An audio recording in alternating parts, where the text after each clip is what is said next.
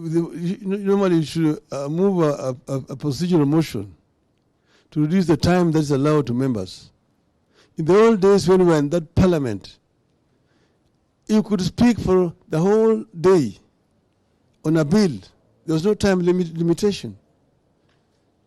And continue again the following day.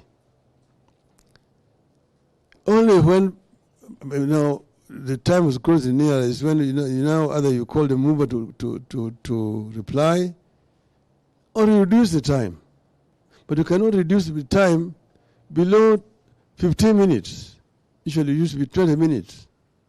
Now they say you have only 5 minutes to speak on a bill. What can you say in 5 minutes on a bill? And when you start speaking, after 3 minutes, the first light is flashing. After 5 minutes, the red light.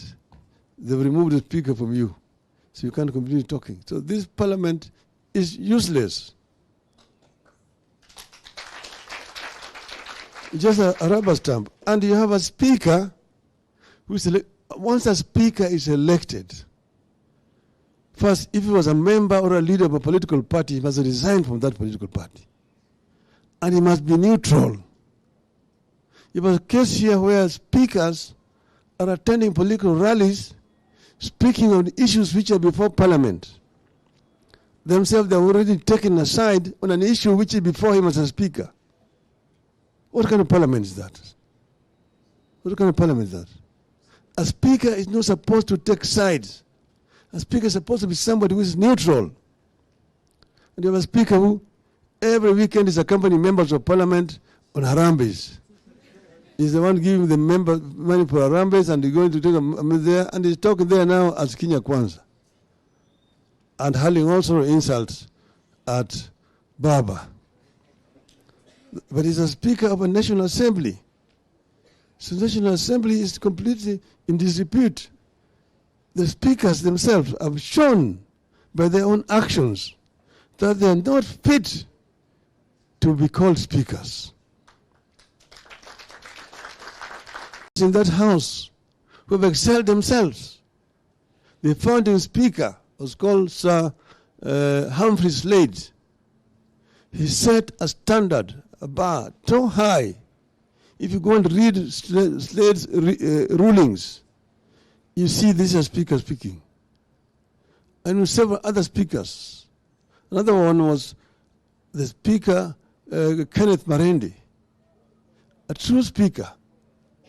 Then parliament was parliament. Today, this parliament is Shenzi parliament.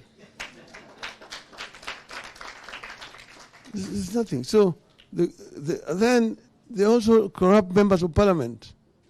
Because what is happening is that parliament has budgeted money that it does not need. There's too much money in parliament because they actually blackmail the legislature.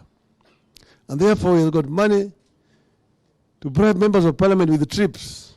I'm going to send you to Ireland. You can go with your wife or your girlfriend. You can go to the United States. You can go to Australia. You can go to Germany, and so on and so forth. So MPs most of the times are in the air. Some of them change clothes at the airport. And then they come, they go to Mombasa. All the committees meetings are held in tourist hotels in Mombasa. And you can go there with your darling or your girlfriend. So there's nothing happening in the legislature here. Then you see the amendment that they bring. Some big amendments which are unconstitutional, and they are pushed and passed without any debate in this parliament. So you don't have a parliament that can oversight the executive. You don't have a parliament that can, that's one. Two, and this is what is happening today, happened in the 60s. So history is repeating itself. That's why I had started by telling you the more things change, the more they remain the same. Two is now the issue of the judiciary. You see, judiciary it's also been raided. Judiciary is now making rulings which are in favor of the executive. The executive can threaten you. You saw the senator for Busia, Okiya Mutata, challenging the finance bill in court. And he was told directly by the chief executive of the chief of the executive that you're wasting your time. I am the president of this country. You can never defeat me in court. I will defeat you.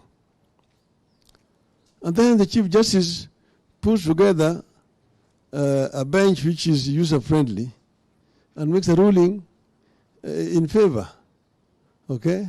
You're saying this matter is still going on, but you say that you are removing, this had been suspended, the implementation of finance bill had been suspended.